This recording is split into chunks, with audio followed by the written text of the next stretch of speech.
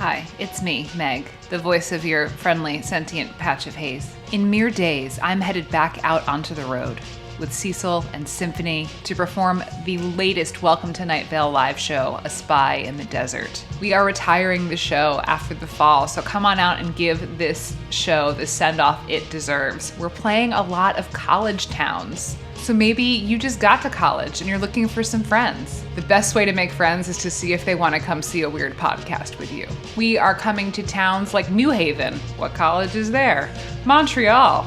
May we. Buffalo. Buffalo. Detroit, Urbana, Bloomington, Columbus, Charlottesville, Asheville, and Athens, Georgia. Not Athens, Greece.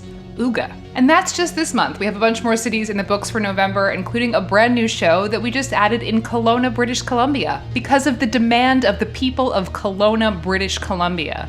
So show up, we're coming there just for you. Get your tickets to this thrilling live show about spies and secrets at welcometonightvale.com/live, and I will personally see you out there. I will look you directly in the eyes and I will say thank you for coming to our weird show. And one more thing that I'm so excited about, Within the Wires is back for season 4 on September 10th. Stay tuned after the credits to hear the trailer and go find the show in your podcast app to hear more of this unique and immersive podcast that I'm obsessed with.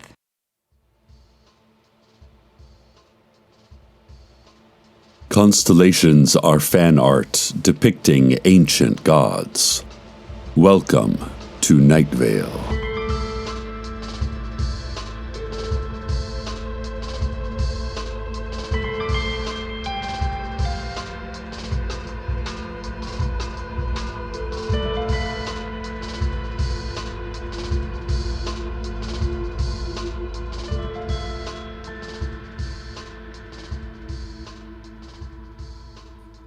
I've said many times that science is neat, but sometimes it is also messy.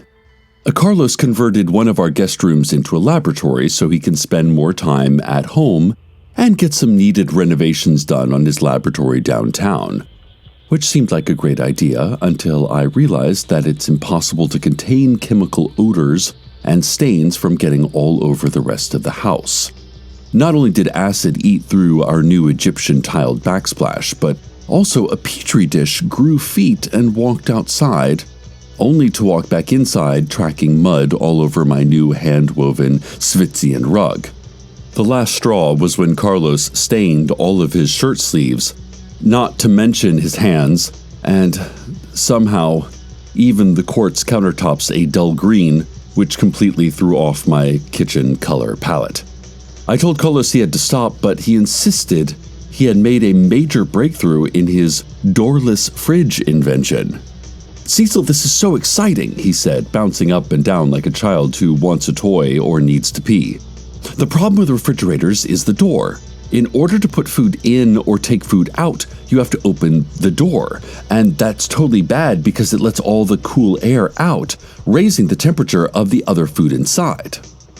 I told him that's not that big of a problem, but his face darkened and he said, "Baking is an exact science, Cecil. If the butter is off by a couple of degrees, my croissants are ruined." I understood, but I asked that he find another place to conduct that particular experiment. He's turning everything in our home a dull green, including his own skin. Fortunately, my sister Abby and her husband Steve Carlsberg just bought a new house. Ever since his promotion to vice president of the last bank of Nightvale, Steve has been saving up to buy a larger home for his family, one with a yard for dogs, no stairs and wider doors for his daughter Janice's wheelchair, and even his own man cave where he can raise bats and cultivate rare crystals. And they finally closed on their dream home this summer. They bought Janice a car, too, complete with accessible hand controls, a state-of-the-art sound system, and a moonroof that closes automatically at night so you never have to see that awful moon. Anyway, there is also a giant empty storage shed out back of their new home. And Steve and Abby told Carlos he could work in the shed until his laboratory downtown is ready to use again. So far, it sounds like everything is working out fine for Carlos.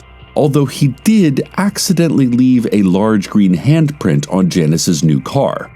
The good news is, she thought it looked really cool, so she decided to leave it. Listeners, I'm getting word that there's a robbery taking place in downtown Nightvale. 3 people have entered the last bank of Nightvale and are demanding money from the tellers. The robbers are wearing masks of former U.S. Presidents Richard Nixon, William Henry Harrison, and Emma Goldman.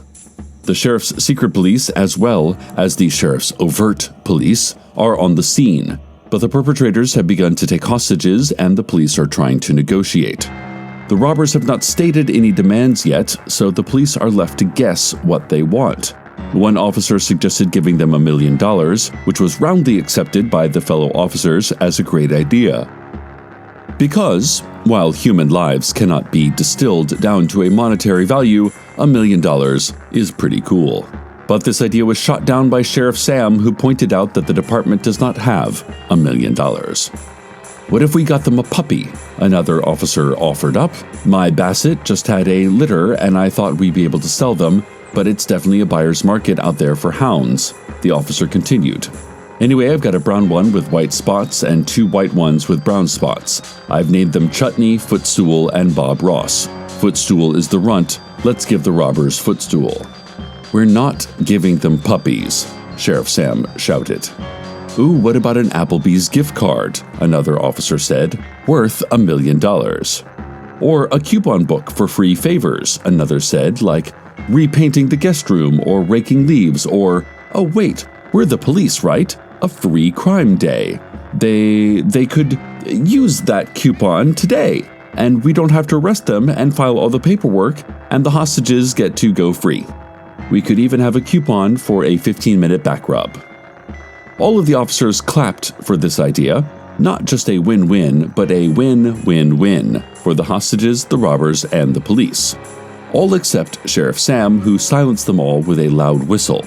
More like a pan flute. Really, it's an enchanted whistle that causes vocal cords to stop working.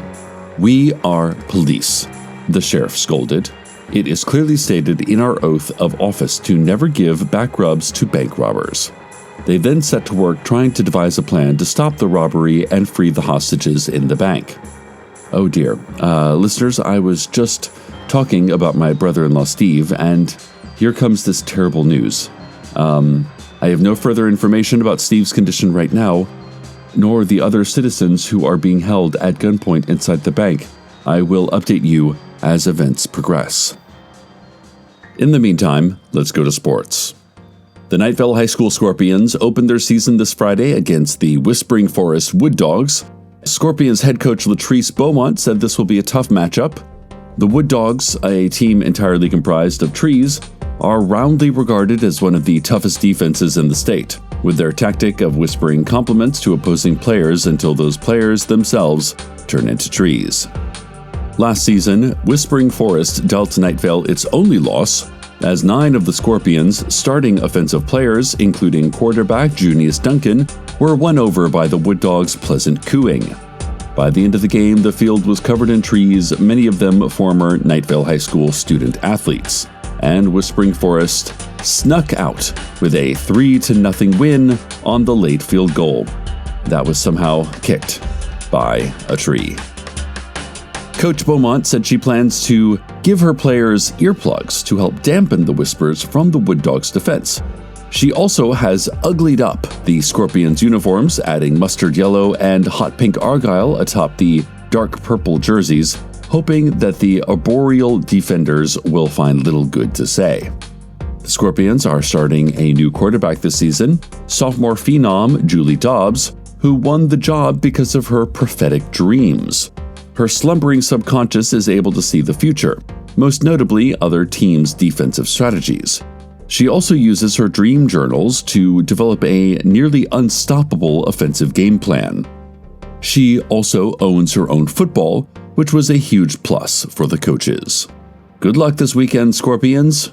We're pulling for you. I now have the names of the hostages being held at the last bank of Nightvale. Jesse McNeil, a security guard who has worked at the bank for nearly 50 years. Oh, Jesse. What a sweet old man. He says hi to me every time I go there, always has a smile and a compliment. Why, just the other day he said to me, "Heard you on the radio, Cecil," and I was beaming with pride. Another hostage, bank teller Genevieve Daly, who started at the bank this week. Oh, Genevieve, what a tough break. Just know that we're pulling for you. Bank customer and local dinosaur expert Joel Eisenberg.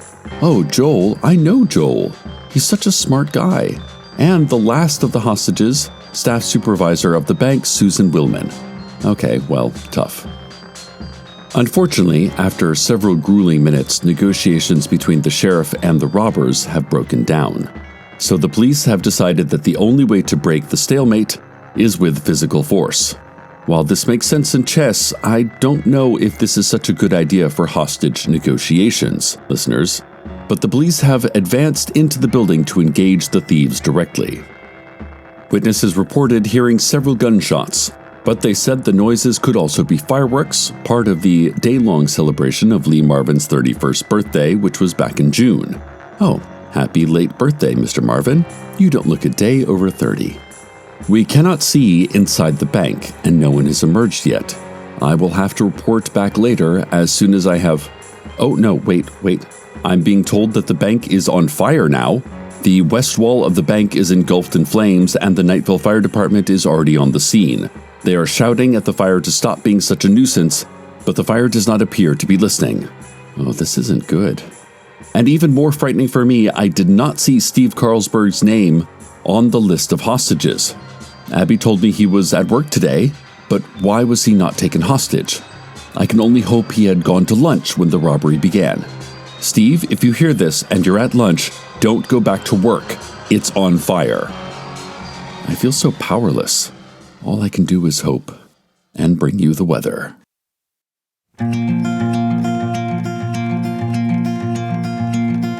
I sat down to write you, but I can't think what to say.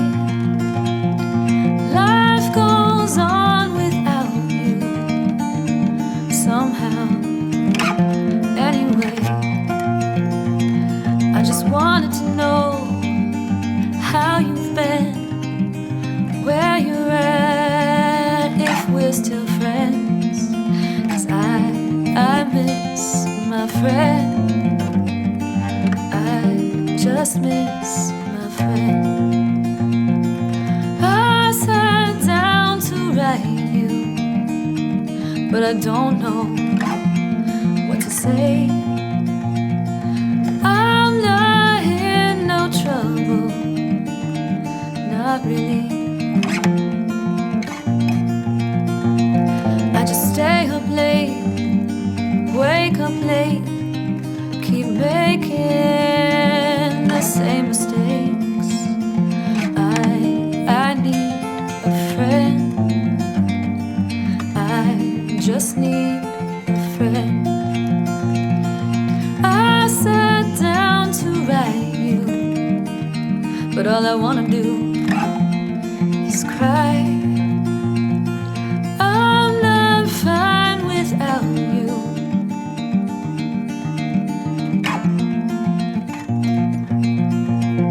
I drink too much, say too much, make out with random men, when I just need my friend. Yeah, I need my friend. I sat down to write you, though I'll never send this your way.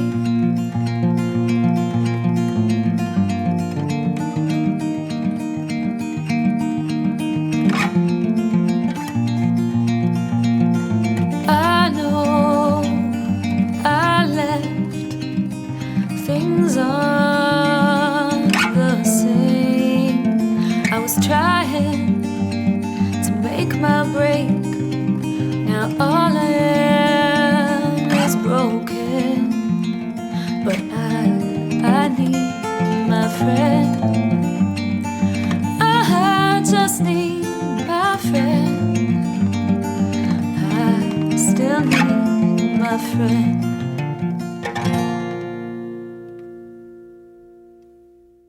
First, the good news. The hostages had been freed.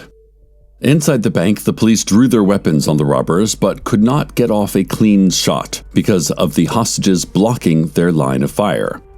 The robbers fired back, forcing the police to retreat behind a Coinstar machine and a full-size promotional cardboard cutout featuring a hooded man, his jagged smile just barely visible in shadow, holding a raw slab of red meat, with the bold text below him reading, "Great mortgage rates are inside of you." But the second wave of officers blocked the thieves' escape from the front entrance. Then, and Sheriff Sam did not see how this happened, but a fire began in the bank lobby. It spread quickly and the room filled with smoke. In the confusion, the hostages broke free from their captors and the robbers ran from the police. Fire engines sprayed water and broadcasted loud admonishments at the fire to knock it off already. Susan, Joel, Genevieve, and Jesse ran out into the street, covering their faces, choking on the black air. As Jesse emerged, his 75-year-old body was knocked backwards by one of the fire engine's hoses. Jesse was soaked head to foot. The firefighters apologized, but Jesse merely brushed himself off and then generously complimented their work by saying, "I see you're fighting a fire." What a gentleman. The three perpetrators of the bank robbery also fled through the front of the building, but the police quickly halted and arrested them. As the fire finally subsided, amidst the damp, charred masonry and broken glass, came another figure. Steve Carlsberg emerged from the bank, sweating and limping, but safe. An ambulance arrived to take the survivors to the hospital, but they all declined, except Steve, who had a broken foot, and gladly took the EMTs up on their offer. The bank robbers were transported to the abandoned mine shaft outside of town for questioning. It's an open and shut case. The bad people lose and the good people win, and every single person, even the people who own Applebee's, is glad no one had to purchase a $1 million Applebee's gift card. My brother-in-law is safe, as are his employees and customers. No one died, and not a single dollar was taken from the bank registers at the front counter, nor the ATMs, nor the Coinstar. Even the fire didn't damage those bills. That was the good news. The bad news. As the police did a final sweep of the bank, searching for anyone else inside, whether they be customers or criminals, they reached the bank's vault in the back of the building. Before he left for the hospital, the police asked Steve Carlsberg to open the vault for them. "We're sure everything's fine," they said. "It's routine in a bank robbery," they said. "I understand," Steve said. He opened the vault, they looked inside, and they saw nothing. Millions of dollars in bills and gold were gone. Sheriff Sam said there's a conspiracy here and they're going to really put the screws to the people they arrested. No HBO until they explain where the money from the vault is, the sheriff declared. And that's a big deal because a Black Lady sketch show just premiered last month and it is crazy good. The sheriff said they have no clues yet as to where the money in the vault went, but they did discover the robbers' names are Richard, William, and Emma, which is interesting because those are the names of the presidents whose masks they wore. "I don't think that's a coincidence," the sheriff said confidently. The bank lost a great deal of money today, and some innocent people lost their sense of comfort, but we are all still alive. At least those in this story are, and I'm so happy to know my brother-in-law is safe, as are Jesse and Joel and Genevieve, whom I've never even met. I'm glad those specific people are okay, as well as anyone else who was taken hostage today. Stay tuned next for an unedited recording from 2 years ago of you talking to a kitten. You sound ridiculous. Good night, Nightvale. Good night.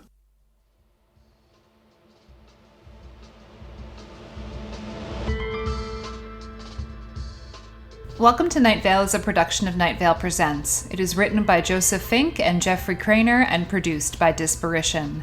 The voice of Nightvale is Cecil Baldwin. Original music by Disparition. All of it can be found at disparition.info or at disparition.bandcamp.com. This episode's weather was My Friend by Dominique, Chantel, Worthing with Barrett Ward. Find out more at soundcloud.com/Dominique Worthing. Comments, questions, email us at info@welcometonightvale.com or follow us on Twitter at Nightvale Radio. Or say something uplifting to your pet. Check out welcometonightvale.com for more information about our upcoming live tours this month and November, and the first ever live performance of our sister podcast, Start With This, in Boston this October. Today's proverb: don't go writing metaphors. Please stick to the similes and literal descriptions that you're used to.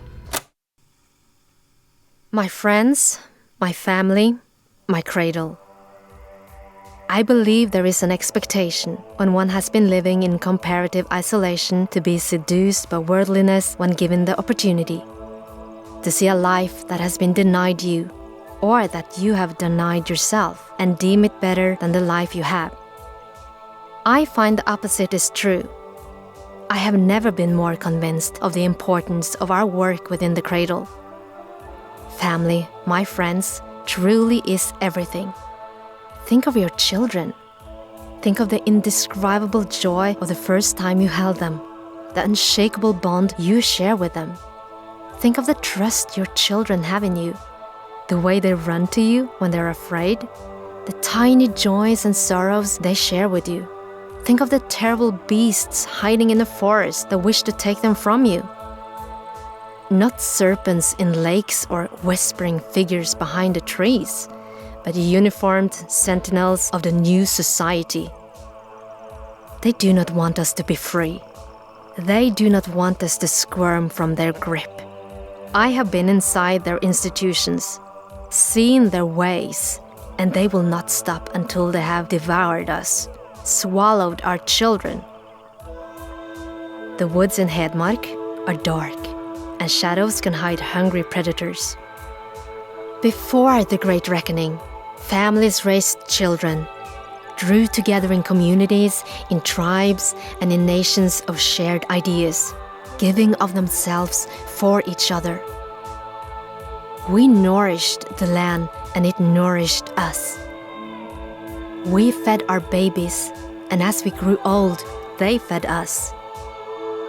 We protected our neighbors, and they protected us. This has all been lost in most of the world. It is our duty and privilege to preserve it, to preserve family. There will come a time when the world realizes its mistake, and we will be ready for that time. There will come a time when we are called upon to be a beacon, and we will be ready for that. I will do my part to keep us safe. I'm only one woman, one mother, one root of this fruitful tree. Pour everything you have into the cradle, into our community, for we must and we will survive.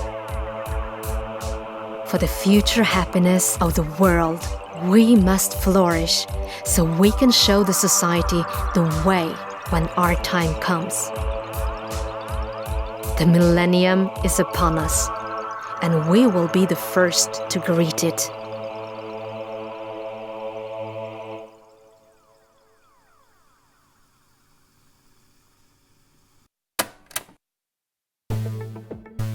Thank you for listening to our 2019 trailer. Episodes 1 and 2 of Within the Wires Season 4, The Cradle, debut on Tuesday, September 10th, with new episodes every 2 weeks through December 31st. Within the Wires is written by Jeffrey Cranor and Janina Matthewson and performed this season by Mona Grena, with original music by Mary Epworth. Find more of Mary's music at maryepworth.com. Within the Wires is a production of Nightvale Presents, and special thanks this season to Ostin Olsberg Braga and Philip Thorne of the Amelia Project, as well as Christian Bjorga and Nima Bamari of Nitro Studio in Oslo. Find more information on Within the Wires and support our Patreon at withinthewires.com. Patrons get excellent benefits like bonus episodes, fake ads, video chats, and behind-the-scenes stories. We cannot wait to share Season 4 with you soon. Thanks again for listening.